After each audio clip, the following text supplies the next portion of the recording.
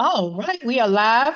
Hey, we're going beyond basic business growth information because that's already all across YouTube, right? Including even some of our past morning show episodes.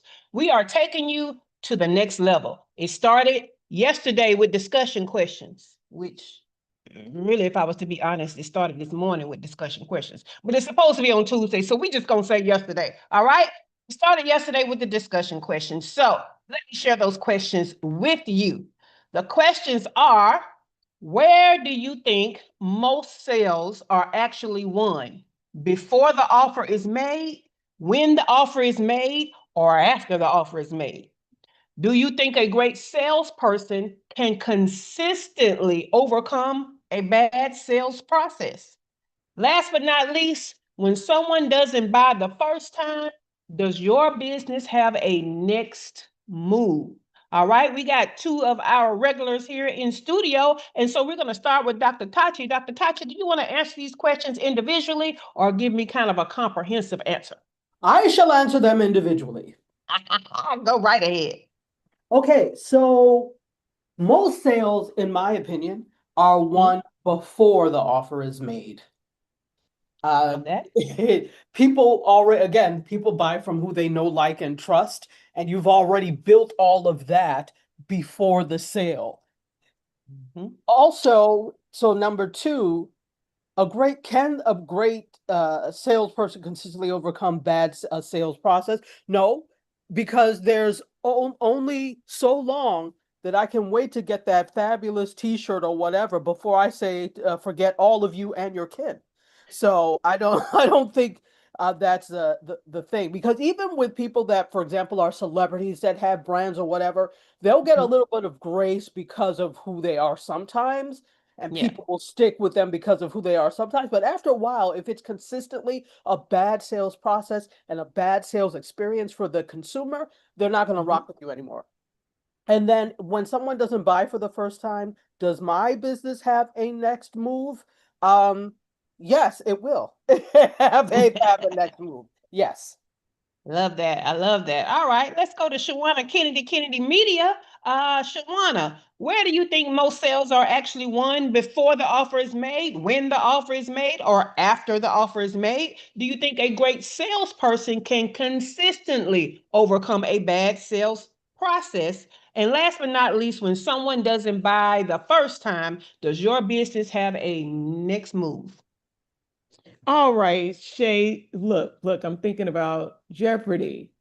Okay, Yes, okay. Shaylik, I'm going to agree with Dr. Tachi. It is definitely before, because they need to already have some knowing of who you are and what you can offer. Even if that's why I love a great referral, because it makes the process much easier. So I do agree with the before, because most people, they've already made up their mind before they ever are on the call with you. They just need some more, one more piece or possibly two pieces to the puzzle for them to really cement the deal for them, because they've already made up their mind.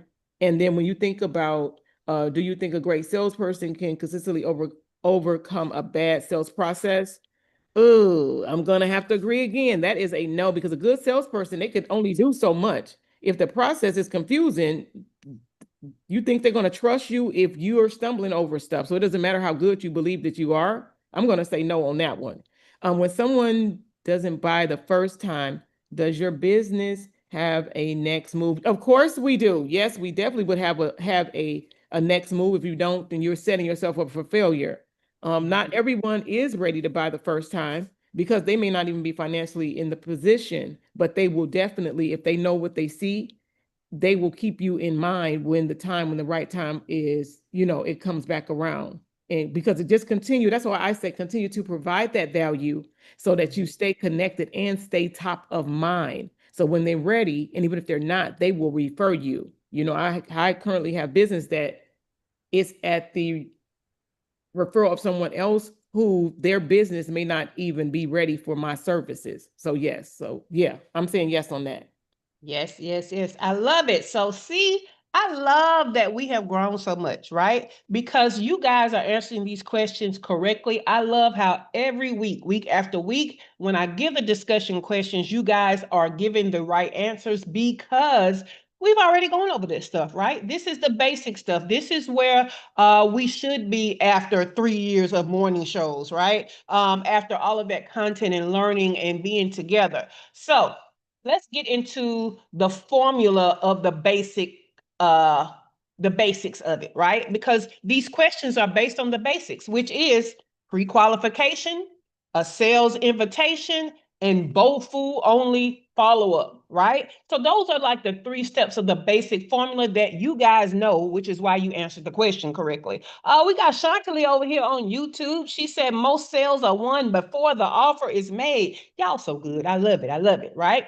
So the basic formula, pre-qualification, sales invitation, BOFU only follow-up, right? And then we have these sales systems that we deploy this formula in. We use funnels, we use social selling, we use email selling, we use community selling.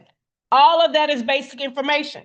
We are here today to go beyond that and give you some next level stuff, okay? So next level is to go from pre-qualification to buyer readiness intelligence, okay? To go from a sales funnel to a conversion ecosystem. We talk about ecosystems a lot in next level because it's about more than doing one thing and creating a whole environment of things, okay? Number 3, we're gonna go from follow-up automation to decision acceleration, all right? So that's our next level formula, but let's get into what each of those steps of the formula is really about, all right? Let's revisit step 1, going from pre-qualification to buyer readiness intelligence. Now, I'm gonna tell you guys, this is definitely gonna be one of the days where you should be in studio so that you could be looking at the show notes while I'm looking at the show notes because I only give the link out to those in studio, all right? So y'all need to get to be super fans and come in studio with us, okay? But listen up, it's a lot of information, but you can do it. You can listen up and get it all right? And I want you to listen from the perspective of what is at least one thing you're already doing in your business?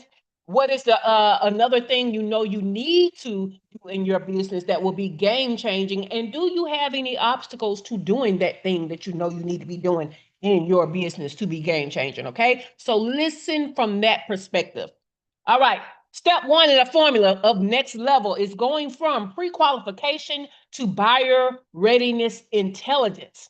So this creates a clean progression.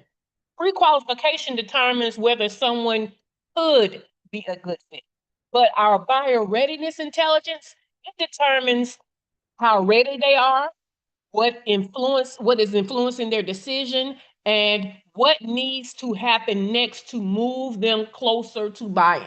So you see, there's a whole intelligence. It's not just, hey, do they qualify to buy from me? No, it's all of these things that makes it a readiness intelligence. We are discovering more about where are they with being qualified or pre-qualified, okay?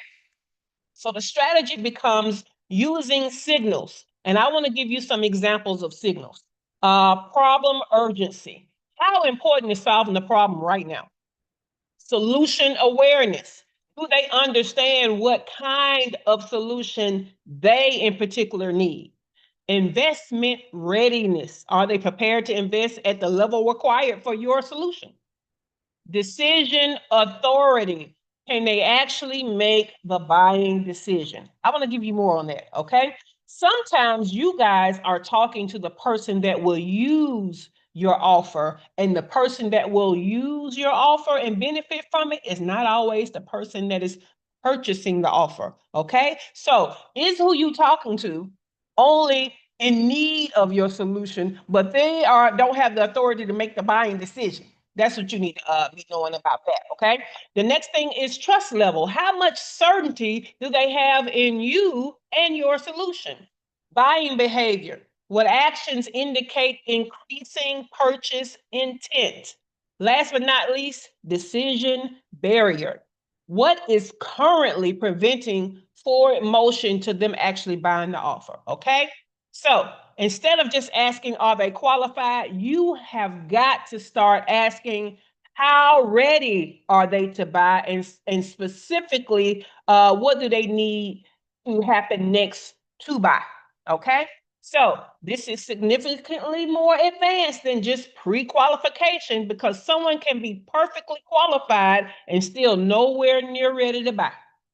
That's what number one of our formula is doing, okay? So number two in our next level formula is going from sales funnel to conversion ecosphere. We want to make every channel reinforce the same buying decisions, because a lot of you, you got some systems, you just don't have a system of systems. Let me tell you what I'm talking about. You might have social media doing one thing, email doing another thing, a funnel sitting somewhere. You might have a community that you're getting random value to. You might even have a sales call a time or two, or some kind of discovery call, and then you have a follow-up happening when you remember to follow up, right? So that might be what you got going on, but that's not a system. That's a collection of tools that aren't even connected. So your next level is conversion orchestration, okay? Y'all know how the conductor sits there and he is bringing together different sounds from different instruments to play one song. What do they say in drumline? One band, one sound. That's what we need for your things to be a system of systems. So every channel should have a specific role in moving the buyer toward the same decision. I want to give you a great example of that. Your social media content should be creating awareness, relevance, and desire. Okay, that could be its job. And then you come to your website and it's doing silent selling. It's building authority, it's answering questions, it's demonstrating fit, and it's reducing objections. And I'm going to add another one. When we talk about demonstrating fit, that means it's telling people who it's for and who it's not for, both. Okay, we're doing both these days. Your email should be deepening the relationship and moving the interest towards intent. We talked about that last week when we talked about leads and converting them better. We don't just want people to be interested. We want them to be intentional about moving through our system to buy, okay? Your community creates proximity, repeated exposure, social proof, and trust, okay? You guys are my community. When I show up live, we are closer in proximity, and I am repeatedly exposing you to the information you need, which is why Shawana Kennedy and Dr. Tachi are on here knowing the answers to these questions. Chantilly is over here on the YouTube. She knows the answer to the questions because I've repeatedly exposed them to this information, right?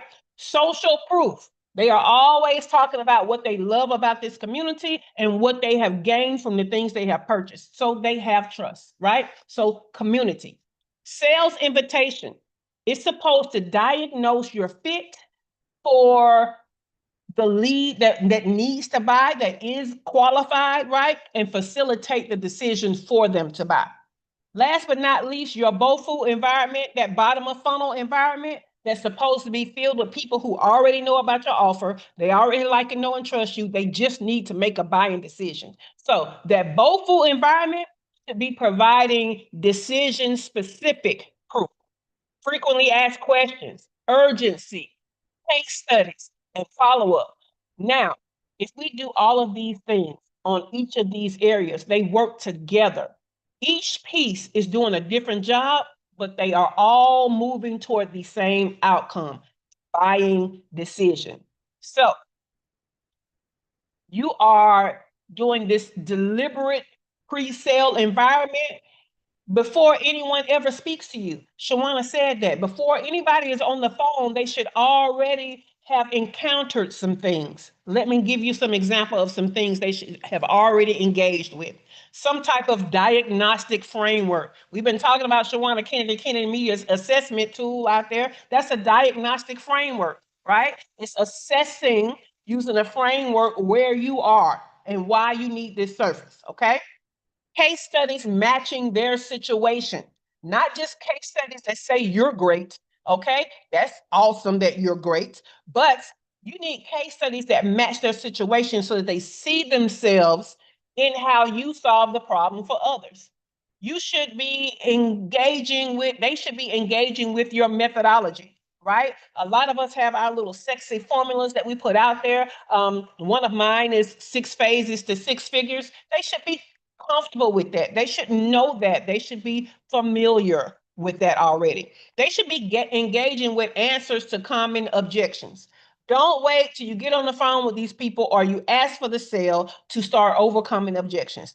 If you know the objection you get most often, you should be already answering that in your content, in your sales copy, and all of that before they ever get on the phone with you. All right. Client transformation summaries. I love talking about client transformations, right? So case studies take you from just what they feel about something to where you got them. But when you talk about a specific transformation story, I love that. I have a couple. I love telling people how I took one client from struggling to make it into their first 6 figures due to having a team full of family and friends, okay, to hiring people who were aces in their places and getting her to multiple 6 figures. That is a transformation story, right? I have another client that had a great 2-step offer ladder, but when I added a third higher tier step, that was the next natural step to the progression, we got her to $500,000. How is that for a client transformation story, right? They should be engaging with process explanation.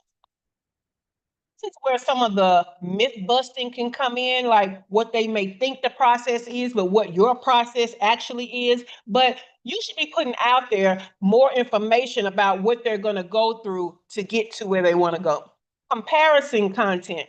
I have a client that's in the tech world. She has this AI platform that is specifically for entrepreneurs creating content. It's called ithinkcontent.com, right? Well, it's so many features in that one platform that the comparison chart is overwhelming. So you are paying $10 a month for I Think content, and it is covering ChatGPT, Claude, Dolly, Perplexity, all these other things that are costing you about $20 a month each. And that stack of the comparison, almost $400 a month that you can get for $10 a month over here. Go on over there to ithinkcontent.com right now because she changed them prices. All right. Pricing context, okay? Pricing context is not the comparison I just showed you. It's more like a different type of comparison. It's what is the value of it? It is what you're charging, what is your regular price for it, and what is your on sale price, right? What is your promotional price? So you can give them context on what something is valued at versus what you're charging right now, all right? What is your philosophy? You should have values. You should have a mission and a vision. Are you putting that philosophy and your belief system out there? Okay. One of mine is I don't think that you have to struggle to get to your first 6 figures, but you're going to have to stop being out here buying these strategic solutions. Okay, when you don't have a business foundation. That is my philosophy. If you take the time to lay the foundation to your business, you're going to gain momentum and get closer to that first 6 figures. That is my belief. If you engage in my content, that is a belief that you're going to understand that I have, right? Last but not least, proof of authority. Are you the expert?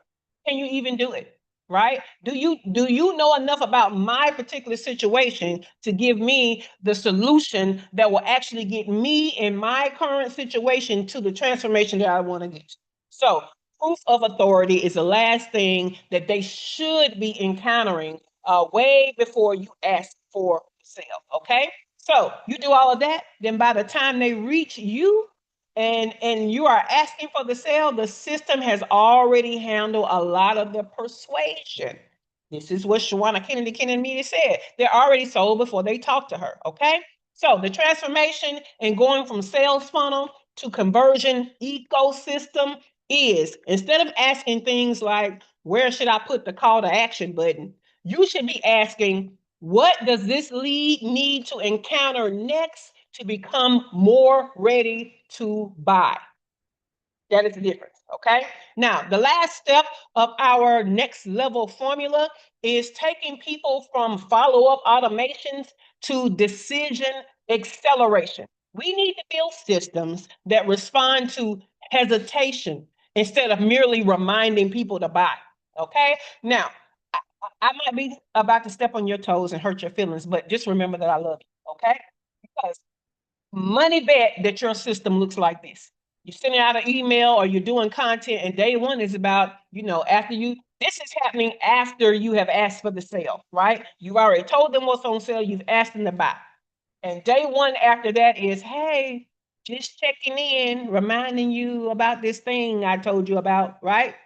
Day three can be, hey, you got any questions about the offer that I'm about to repeat and tell you about again? And then by day seven, you like, hey, still interested? It's still on sale. Okay, I know that's what y'all been doing.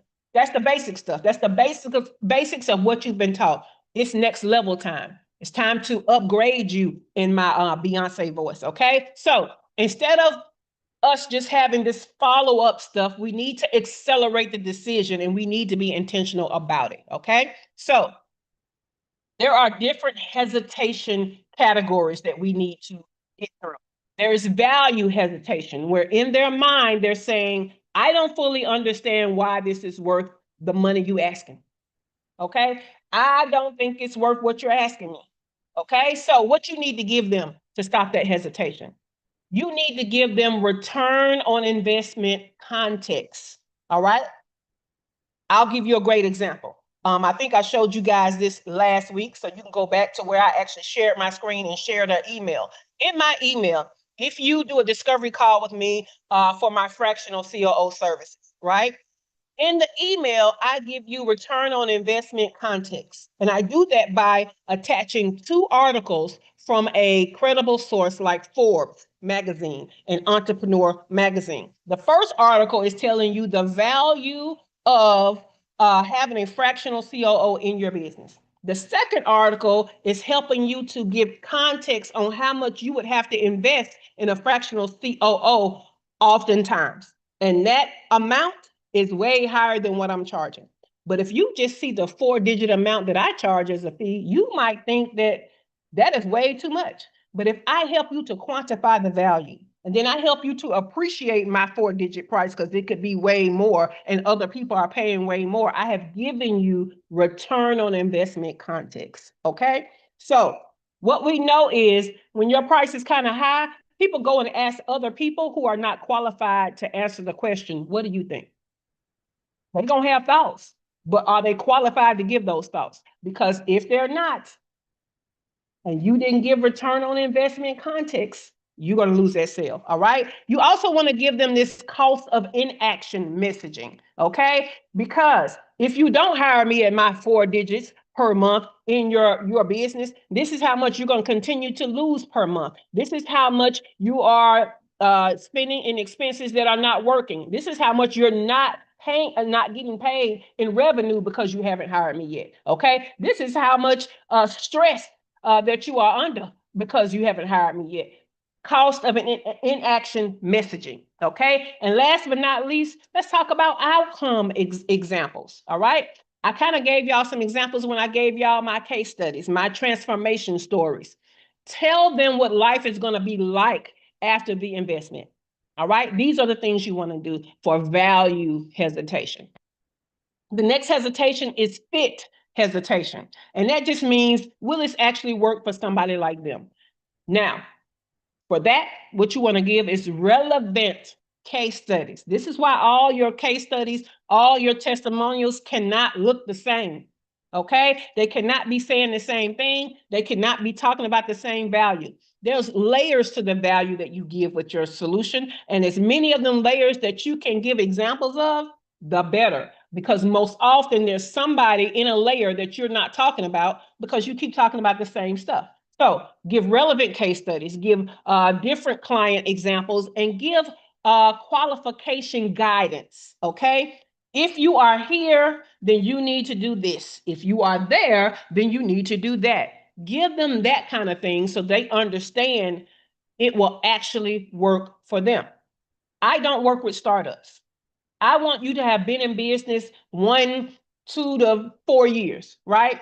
Because I want you to have bumped your head and not feel like you got these superpowers and you're going to figure everything out. I want you to be in reality and understand that without help, you're going to keep bumping your head up against that wall and sliding down. Okay, that's one of my qualifications that I love to talk about.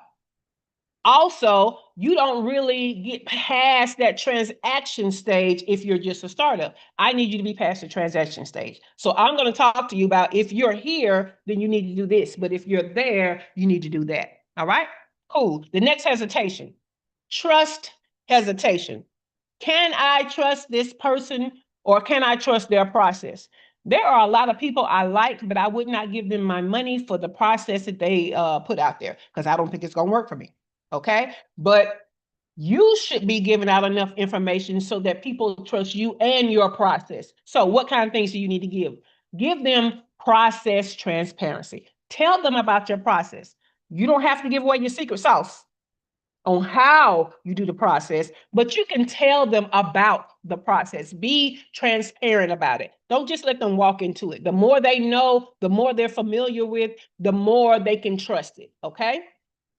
Give them more authority proof. We know that unless you want to be out here like quote unquote Dr. Shea Bryant, you want to have authority proof. All right, this lady is still out here showing pictures of her in some graduation robes, and we already know that you didn't even graduate from Strider University, but you need to have your authority proof out there, okay?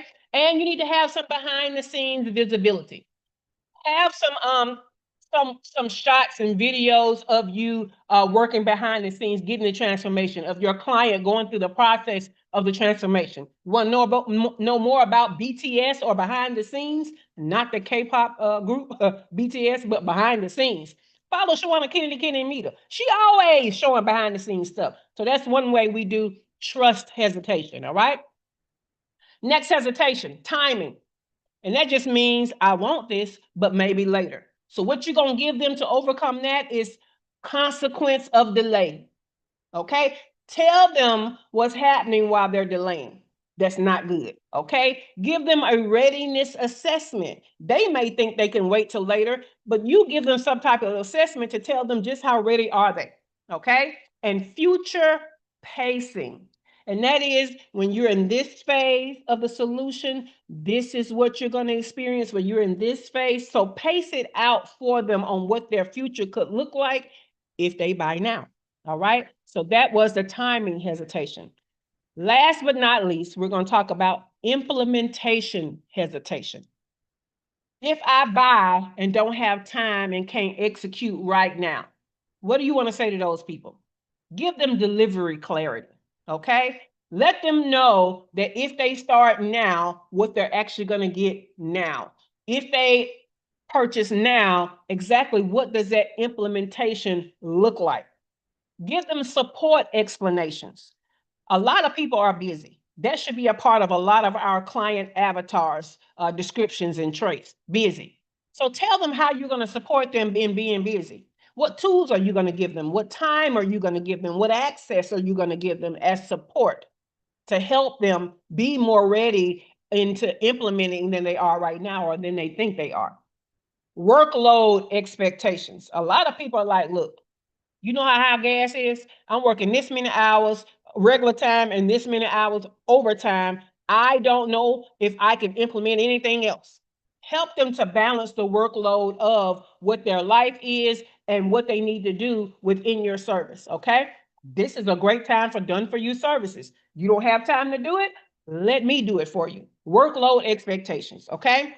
Last but not least, onboarding visibility. Let them know how you're going to bring them into your service and how that is going to help them to be ready to implement, how that's going to help them to know what support is available and how to access that support. Onboarding visibility. All right. So now follow-up becomes personalized because you're not pestering, you're helping people overcome hesitations. So that's good stuff. Okay.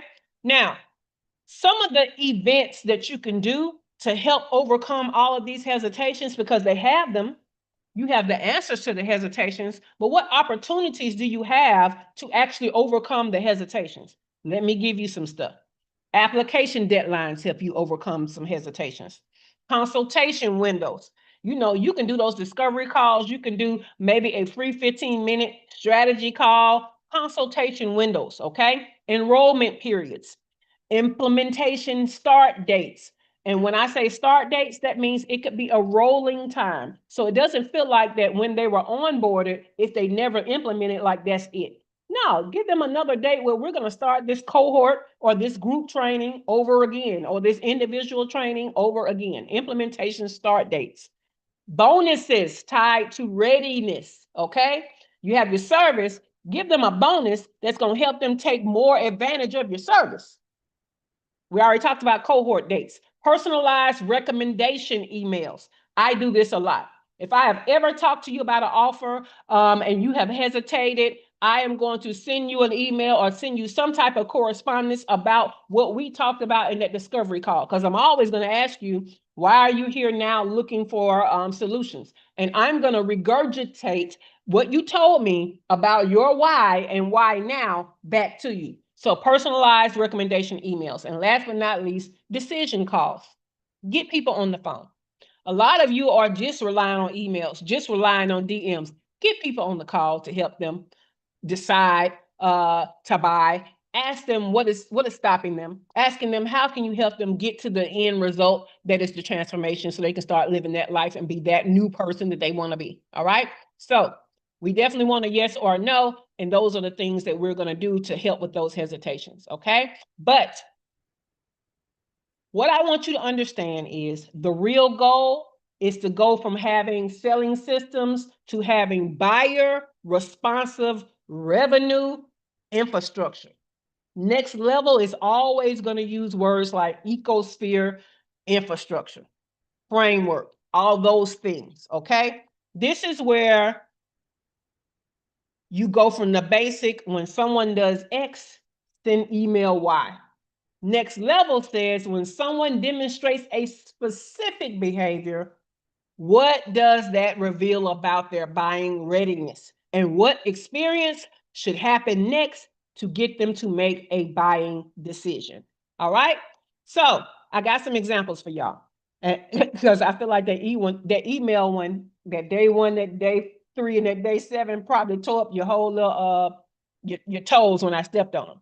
But I also want to give you a bigger understanding of businesses reacting intelligently to what buyers actually do. So let me take you through a process. A lead repeatedly visits a service page on your website. The system does not send another beginner blog. What it does is it moves them into an offer specific nature. So if they're clicking here, that should tell you more about what they think they need. So the conversation is not just generally about what anybody could need. You're talking about what they need based on their behavior. So if they click on a study, what they need is stronger proof. If they're looking at pricing, what they need is messaging that helps them have this decision confidence. If they apply to book a call, but they don't book it, they need follow-ups that address a decision barrier, okay? If they do book the call, now in pre-call, that's when you start increasing the confidence before you get on the call, okay?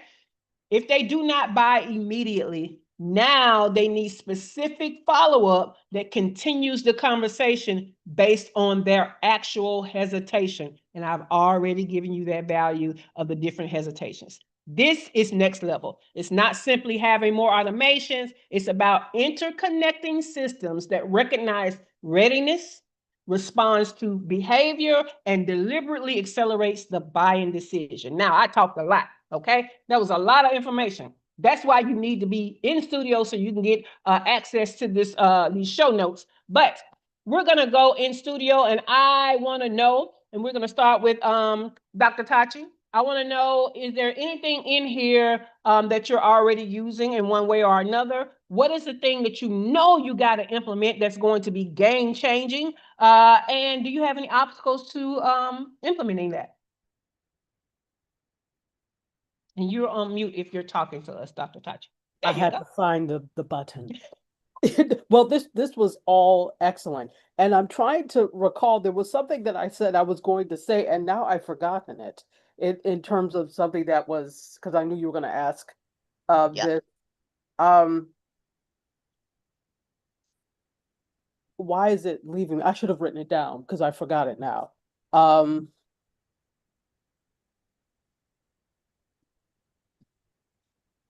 I let me think for it because I can't remember it. I'm sorry.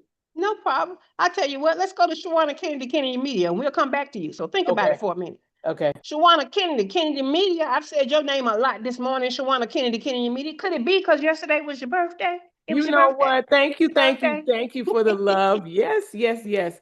And I was over here, look, trying to take some little notes. And one of the things when I think about this systems kept rising to the top for me. Systems, infrastructure, and Ecosystem. system. Yep. Yes. So that's why for me, and what is going to be continue to be game changing is making sure everything that we even currently have before we purchase anything else is to making sure that everything is doing its job. Because Yes. you gave example of what's going on over there with content. Say it right for the record. Letitia. I think I think content. content.com. Yes, I think content.com, and that's what a lot of people mistake too, is always seeing the being a rabbit, stuff pop up, and people, I've been guilty as well. Buying a lot of things, adding stuff when one thing can do the job, and even mastering that thing before you purchase something else. So it's me now making sure even what we currently have under our belt, making sure those systems are talking. That's going to be the biggest game changer. Instead of Yes. having to touch all of the things, making sure that they're doing their jobs to communicate. So the game changer that I know is going to be like, that's it, is making sure all of that stuff is talking to each other instead of us having to touch multiple things. Yes. One of my biggest takeaways, let me see where I put my that note. One of the biggest takeaways for me is, let's see, I got it here. Biggest takeaway